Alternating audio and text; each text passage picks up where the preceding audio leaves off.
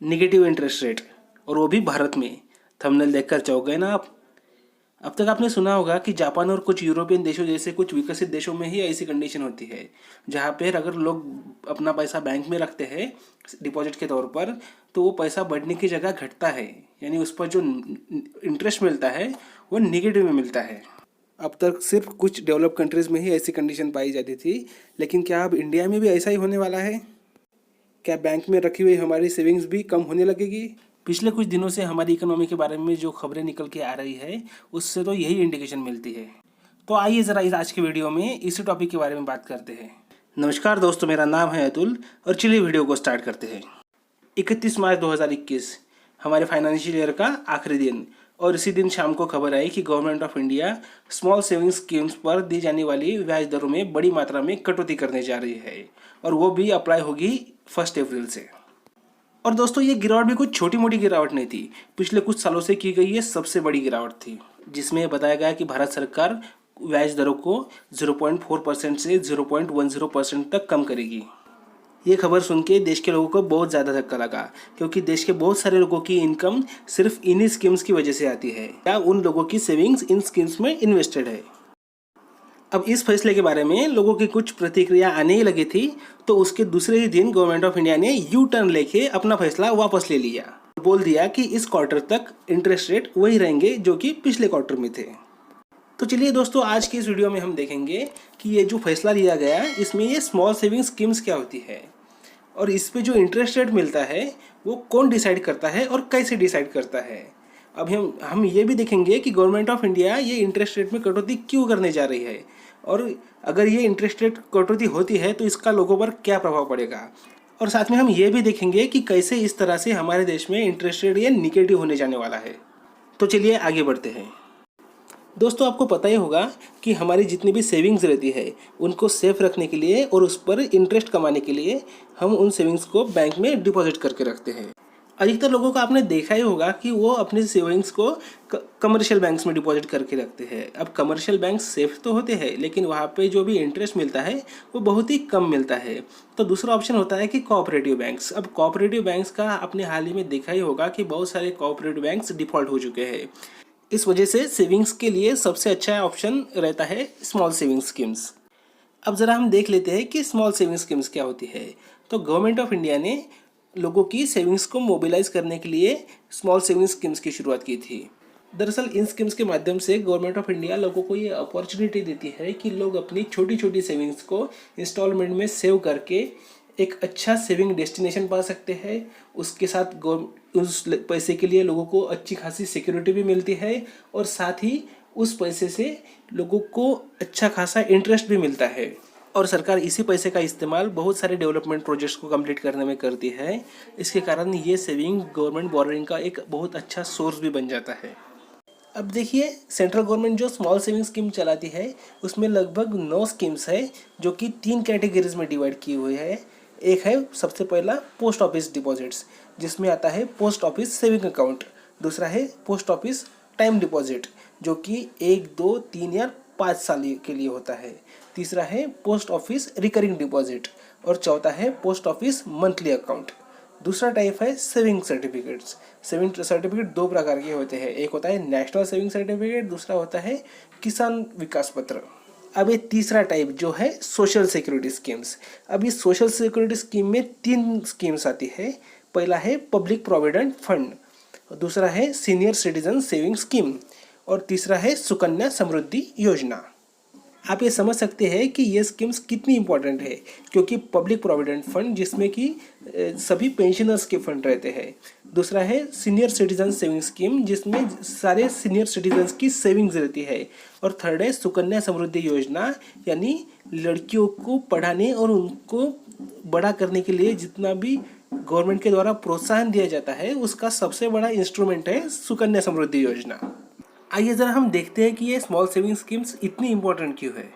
सबसे पहला पॉइंट ये है कि इन स्कीम्स में रखा हुआ पैसा बहुत ही ज़्यादा सिक्योर रहता है, क्योंकि ये स्कीम्स डायरेक्टली गारंटीड रहती है सेंट्रल गवर्नमेंट के द्वारा, और जैसे कि सेंट्रल गवर्नमेंट की सिक्योरिटीज़ रहती है।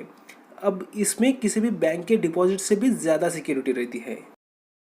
दूसरा पॉइंट, आप जानते ही होंगे कि किसी भी इन्वेस्टमेंट या सेविंग स्कीम में अगर रिस्क ज़्यादा है तो इंटरेस्ट भी ज़्यादा मिलेगा, और अगर रिस्क कम है तो इंटरेस्ट भी कम मिलेगा। लेकिन स्मॉल सेविंग स्कीम्स ऐसी एकमात्र स्कीम्स है जिसमें आप देख सकते हैं कि यहाँ पे इंटरेस्ट रेट भी ज़्यादा मिल रहा है और सिक्योरिटी भी ज़्यादा है, यानी रिस्क बहुत ही कम है। आप यहाँ पे देख सकते हैं कि अगर सेविंग डिपॉजिट पे 4% इंटरेस्ट मिलता है और फिक्स डिपॉजिट पे 5.5 या 5.7% के आसपास इंटरेस्ट मिलता है, तो उसी वक्त आप देखिए कि यहाँ पे नेशनल सेविंग सर्टिफिकेट पे 6.8% रेट ऑफ इंटरेस्ट है, पब्लिक प्रोविडेंट फंड पे 7.1% इंटरेस्ट है, और किसान विकास पत्र पे आप देखिए 6.9% है। और सबसे ज़्यादा किसी डिपॉजिट स्कीम पे अगर इंटरेस्ट मिलता है तो वह है सुकन्या समृद्धि अकाउंट स्कीम, जिस पे 7.6% इंटरेस्ट मिलता है। अगर हम इस योजना की अफोर्डेबिलिटी के बारे में अगर देखें तो हम यहाँ पे देख सकते हैं कि इन सारी योजनाओं का जो भी मिनिमम मंथली डिपॉजिट रेट है, यानी जितने भी हम इंस्टॉलमेंट्स भरते हैं, वो काफ़ी कम है। आप यहाँ पे देख सकते हैं कि कुछ स्कीम का मंथली कंट्रीब्यूशन रेट ये 100 रुपीज़ है और कुछ का 250 रुपीज़ भी है, कुछ का 500 से 1000 के आसपास जाता है, जो कि काफ़ी अफोर्डेबल है मिनिमम और लोअर क्लास के लिए। अब ज़रा हम देख लेते हैं कि इन स्कीम्स की एक्सेसिबिलिटी कितनी है, यानी इन स्कीम्स की लोगों तक पहुंच कितनी है। तो यहाँ पे हम देख सकते हैं कि पूरे देश में इनका एक नेशन वाइड नेटवर्क है। इसमें लगभग 1.5 lakh post offices, more than 8000 branches of the public sector banks and select private banks, and more than 5 lakh small saving agents भी काम करते हैं। तो आप देख सकते हैं कि पूरे देश में इन स्मॉल सेविंग स्कीम्स का नेटवर्क कितनी अच्छी तरह से बिछा हुआ है। अब ज़रा हम आगे देख लेते हैं कि इन स्मॉल सेविंग स्कीम पे जो भी इंटरेस्ट मिलता है उसका रेट डिसाइड कैसे होता है, और उस इंटरेस्ट रेट को डिसाइड कौन करता है। तो दोस्तों, इन स्मॉल सेविंग स्कीम पे भी जितना भी इंटरेस्ट मिलता है उस इंटरेस्ट की रेट को डिसाइड करती है हमारी सेंट्रल गवर्नमेंट, यानी गवर्नमेंट ऑफ इंडिया। और इन स्कीम के इंटरेस्ट रेट को गवर्नमेंट ऑफ इंडिया हर 3 महीने में यानी क्वार्टरली अपडेट करती है। इन सारी स्कीम पे जितना भी इंटरेस्ट मिलता है उस इंटरेस्ट की रेट को गवर्नमेंट ऑफ इंडिया ने पे कर दिया है गवर्नमेंट सिक्योरिटीज़ के बॉन्ड यील्ड से, यानी गवर्नमेंट सिक्योरिटीज़ पे जो भी बॉन्ड यील्ड मिलता है वो जितना ज़्यादा बढ़ेगा उतना ही हमारी स्मॉल सेविंग स्कीम पे जितना भी इंटरेस्ट रेट मिलता है वो बढ़ेगा। और अगर हमारी बॉन्ड यील्ड घटती है तो हमारी स्मॉल सेविंग स्कीम पे मिलने वाला इंटरेस्ट भी घटेगा। अब ये बॉन्ड यील्ड क्या होता है और ये कम ज़्यादा क्यों होता रहता है, ये थोड़ा कॉम्प्लेक्स टॉपिक है, इसे हम किसी दूसरे वीडियो में डिटेल से समझेंगे। पहले हम ज़रा इस वीडियो में ये देख लेते हैं कि अभी ये जो गवर्नमेंट ऑफ इंडिया ने रेट को कम करने का फैसला लिया वो क्यों लिया। सबसे पहला रीज़न ये है कि गवर्नमेंट ऑफ इंडिया इन्वेस्टमेंट को बूस्ट करना चाहती है। अब इन्वेस्टमेंट इसलिए इम्पोर्टेंट हो जाती है क्योंकि कोविड पैंडेमिक के कारण जो कि हमारी निगेटिव ग्रोथ गई है, उसकी वजह से अगर हमें इकोनॉमी को फिर से रिवाइव करना होगा तो उसके लिए हमको इन्वेस्टमेंट की ज़रूरत पड़ती है। अब चूँकि मार्केट में डिमांड नहीं है, इसके लिए इन्वेस्टमेंट को ज़्यादा अफोर्डेबल बनाने के लिए और ज़्यादा अट्रैक्टिव बनाने के लिए गवर्नमेंट ऑफ इंडिया और रिजर्व बैंक ऑफ इंडिया कोशिश कर रहे हैं कि इंटरेस्ट रेट को कम से कम रखा जाए, जिसकी वजह से कॉस्ट ऑफ इन्वेस्टमेंट कम होगा और उसकी वजह से इन्वेस्टमेंट बढ़ेगी, उसके साथ ही डिमांड बढ़ेगी और मार्केट में एक अच्छी तरह से रिकवरी देखने को मिलेगी। और ऐसे ही कारणों के लिए हम देख सकते हैं कि रिजर्व बैंक ऑफ इंडिया पिछले 2 सालों से हमारे देश में पॉलिसी रेट्स और रिजर्व रेशियोज कम कर रही है, जिसमें आप यहाँ पे देख सकते हैं कि हमारा रेपो रेट और रिवर्स रेपो रेट लगातार नीचे गिर रहा है। साथ ही हम ये भी देख सकते हैं कि रिजर्व बैंक ऑफ इंडिया ने CRR और SLR को भी कम किया है। अब CRR हो चुका है 3.50% और SLR हो चुका है 18%। और इस सभी का इम्पैक्ट ये पड़ रहा है कि हमारी इकोनॉमी में बैंकिंग सेक्टर ने अपनी इंटरेस्ट रेट को काफ़ी कम कर दिया है। अब गवर्नमेंट ऑफ इंडिया पे ये प्रेशर बढ़ रहा है कि वो अपनी स्मॉल सेविंग स्कीम पे दिया जाने वाला इंटरेस्ट रेट कम कर सके, क्योंकि अगर बैंकों के लोन पे अगर इंटरेस्ट रेट कम होता है तो गवर्नमेंट ऑफ इंडिया पे ये प्रेशर ज़्यादा बढ़ेगा कि सरकार बैंकों से लोन ले, क्योंकि सरकार को इन स्मॉल सेविंग स्कीम पे तुलना में ज़्यादा इंटरेस्ट देना पड़ रहा है। इस वजह से सरकार को किसी भी हालत में इंटरेस्ट रेट को कम करना ही पड़ेगा। दूसरा कारण ये है कि हमारे देश में बॉन्ड यील्ड घट रहा है। अब रिसेशन के कारण हमारे देश में जो भी बॉन्ड मार्केट है उसमें कमर्शियल बॉन्ड्स और गवर्नमेंट बॉन्ड्स पे जितना भी यील्ड मिलता था वो कम होने लगा है क्योंकि उसकी डिमांड बढ़ रही है। अब चूंकि बॉन्ड यील्ड और स्मॉल सेविंग स्कीम के इंटरेस्ट रेट को पेक कर दिया है, इस वजह से सरकार पे ये भी प्रेशर बढ़ रहा है कि सरकार स्मॉल सेविंग स्कीम के इंटरेस्ट रेट को कम कर दे। लास्ट कारण ये है कि सरकार का फिस्कल डेफिसिट बहुत ही ज़्यादा मात्रा में बढ़ रहा है, क्योंकि पिछले साल लॉकडाउन के कारण फैक्ट्रीज बंद थी, प्रोडक्शन काफ़ी मात्रा में कम हो चुका था। इस वजह से सरकार के पास टैक्सेस के कारण आने वाला रेवेन्यू बहुत ही कम हो चुका था। इस वजह से सरकार को बहुत ही ज़्यादा मात्रा में बोरो करना पड़ रहा है। अब यहाँ पे देख सकते हैं कि जो फिस्कल डेफिसिट पिछले साल तक ये लगभग 3.5% के आसपास आ चुका था, वो अभी 9.5% के आसपास जा चुका है। अब आप अगले साल भी देख सकते हैं कि ये लगभग 6.8% के आसपास होने का एस्टिमेट लगाया जा रहा है। अब हमें ये देखना चाहिए कि स्मॉल सेविंग स्कीम्स के माध्यम से जितना भी पैसा इकट्ठा होता है वो सरकार अपना फिस्कल डेफिसिट पूरा करने के लिए इस्तेमाल करती है। यानी हमारी टोटल बोरोइंग्स का एक हिस्सा होता है हमारी स्मॉल सेविंग स्कीम्स के माध्यम से इकट्ठा किया गया फंड, और इस पैसे पे सरकार जितना भी इंटरेस्ट पेमेंट करती है वो आता है हमारे पब्लिक एक्सपेंडिचर में। आप यहाँ पे देख सकते हैं कि हमारे टोटल एक्सपेंडिचर का लगभग 8.1% हिस्सा ये सिर्फ इंटरेस्ट पेमेंट में चला जाता है। अब जब हमारा फिजिकल डेफिसिट बढ़ रहा है तो हमारा टोटल इंटरेस्ट पेमेंट भी बढ़ेगा, और इस इंटरेस्ट पेमेंट के कारण हमारा सरकार के लिए अदर एक्सपेंडिचर करने के लिए पैसा बहुत ही कम बचेगा। और इस वजह से सरकार चाहती है कि हमारी उसकी जो ये कॉस्ट ऑफ बोरोइंग है, यानी ये जो इंटरेस्ट पेमेंट है, इसे कम किया जाए। इसकी वजह से सरकार इन इंटरेस्ट की रेट्स को कम करना चाहती है।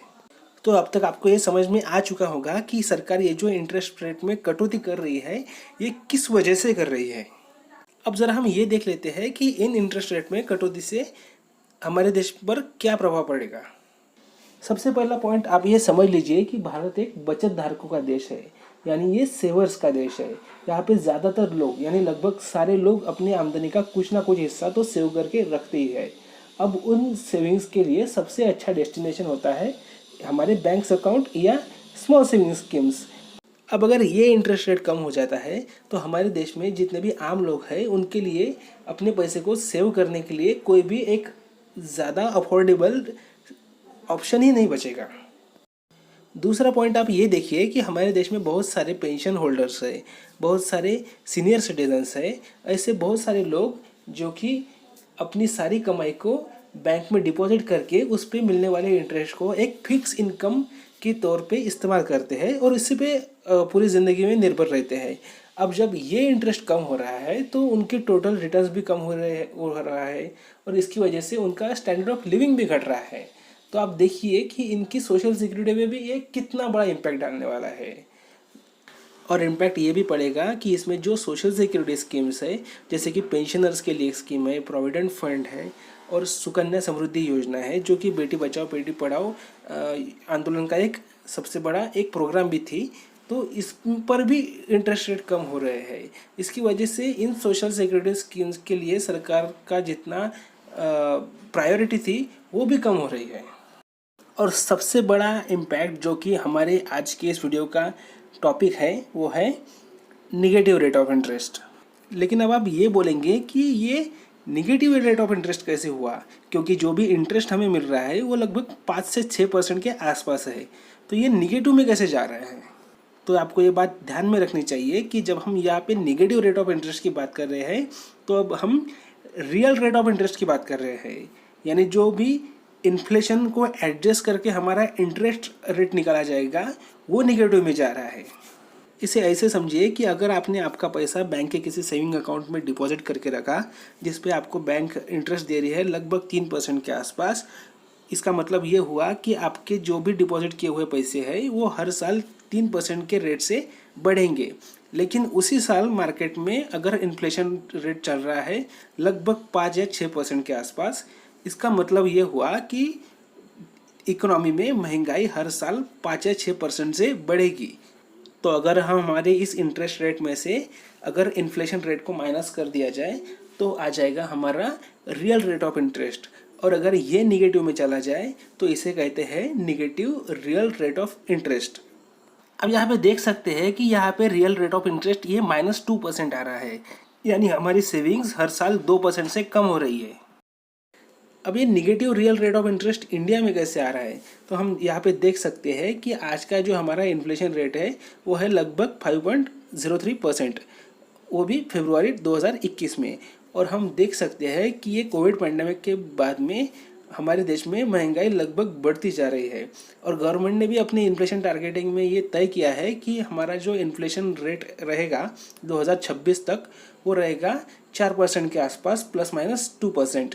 तो इसमें हम देख सकते हैं कि अगर इंटरेस्ट रेट आने वाले दिनों में और गिरता है तो हमारा इंटरेस्ट रेट इन्फ्लेशन को भी बीट करने के काबिल नहीं रहेगा। इस वजह से हमारी इकोनॉमी में real rate of interest negative होने जाने वाला है, और आप समझ सकते हैं कि ये चीज़ हमारे देश के लिए कितनी ज़्यादा डेंजरस होने वाली है, क्योंकि बहुत सारे बैंकों के इंटरेस्ट रेट 5% तक आ चुके हैं। अब ज़रा आप इस टेबल को देखिए, इसमें दिखाया गया है कि इस साल SBI के इंटरेस्ट रेट क्या होने वाले हैं फिक्स डिपॉजिट पर। आप यहाँ पे देख सकते हैं कि ज़्यादातर डिपॉजिट्स पर इंटरेस्ट रेट 5% या 5% से कम जा चुके हैं, और इस साल का फरवरी का जो हमारा इन्फ्लेशन रेट रहा है CPI कंज्यूमर प्राइस इंडेक्स, वो रहा है लगभग 5.03%। इसका मतलब ये हुआ कि हमारा रियल रेट ऑफ इंटरेस्ट ये निगेटिव में जा चुका है। अब कमी सिर्फ यही रह गई थी कि लोगों के पास एक ऑप्शन खड़ा था कि वो स्मॉल सेविंग स्कीम में अपना पैसा इन्वेस्ट करके इन्फ्लेशन को बीट कर सकते थे, लेकिन जब स्मॉल सेविंग स्कीम पे भी अगर इंटरेस्ट रेट नेगेटिव में जाएगा तो कंज्यूमर के पास कोई ऑप्शन नहीं रहेगा कि वो अपने पैसे को किसी भी तरह से सुरक्षित रखे, जिसकी वजह से कि वो महंगाई का सामना कर सके। अब ज़रा हम देख लेते हैं कि सरकार ने ये जो फैसला लिया था रेट कट करने का, ये क्यों वापस लिया। तो देखिए, सरकार ने ऑफिशियली कोई भी रीज़न नहीं दिया है इस डिसीजन को रोल बैक करने का। फिर भी हम देख लेते हैं कि कौन कौन से रीज़न हो सकते हैं जिसके कारण सरकार ने ये फैसला लिया हो। इसका कारण यही हो सकता है कि फिलहाल पश्चिम बंगाल में चुनाव चल रहे हैं, और आने वाले दिनों में और 4 राज्यों में भी चुनाव होने वाले हैं। तो इसकी वजह से सरकार ने एक पब्लिक सेंटिमेंट को ध्यान में रखकर ये फैसला लिया हो सकता है। इस डिसीजन को हम इस प्रकार से भी देख सकते हैं कि ये जो स्मॉल सेविंग स्कीम्स है, इसके अंतर्गत सरकार के पास जितना भी पैसा इकट्ठा होता है उसका साइज है लगभग 6 लाख करोड़ रुपए। अब इतना बड़ा सेविंग्स में से जो कंट्रीब्यूशन पश्चिम बंगाल राज्य के तरफ से आता है वो है लगभग 90,000 करोड़ रुपया। यानी इसका मतलब ये काफ़ी बहुत ही ज़्यादा अमाउंट में पैसा पश्चिम बंगाल से आ रहा है। तो इस वजह से ही सरकार ने शायद इस फैसले को टाल दिया हो। अंत में हम ये देख लेते हैं कि इंडिया में इंटरेस्ट रेट का फ्यूचर क्या है, यानी आने वाले दिनों में भारत में इंटरेस्ट रेट किस तरह से मूव होगा। तो अब ये जो सरकार ने अपना फैसला वापस लिया है, इसका मतलब ये नहीं है कि ये फैसला कैंसिल हो चुका है, ये सिर्फ पोस्टपोन हो चुका है। अभी हम ये देख सकते हैं कि सरकार की इंडिकेशन क्या है कि आने वाले सालों में इंटरेस्ट रेट किस तरफ जाएगा। अब ये फैसला इस बार नहीं हुआ तो आने वाले क्वार्टर्स में ज़रूर होगा, क्योंकि मार्केट में जो इंटरेस्ट रेट गिर रहे हैं उसकी वजह से सरकार पे बहुत ज़्यादा प्रेशर है, और ये प्रेशर सरकार ज़्यादा दिन तक सह नहीं सकती। इस वजह से आने वाले दिनों में इंटरेस्ट रेट गिरता जाएगा। इस वजह से लोगों को आने वाले दिनों में अपनी सेविंग्स को किस तरह मैनेज किया जाए, इसके बारे में सोचने की बहुत ही ज़्यादा ज़रूरत है। तो चलिए दोस्तों, आज की इस वीडियो को यहीं पे वाइंड अप करते हैं। और आपको आज का ये वीडियो कैसा लगा? अगर अच्छा लगा तो इसे प्लीज़ लाइक कीजिए, अपने दोस्तों के साथ शेयर कीजिए, और इसी तरह के नए वीडियोस को देखते रहने के लिए हमारे चैनल को सब्सक्राइब कीजिएगा, और नए वीडियोस की सबसे पहले नोटिफिकेशन पाने के लिए प्लीज़ बेल आइकन को ऑल पे सिलेक्ट कर दीजिए। और तब तक के लिए धन्यवाद।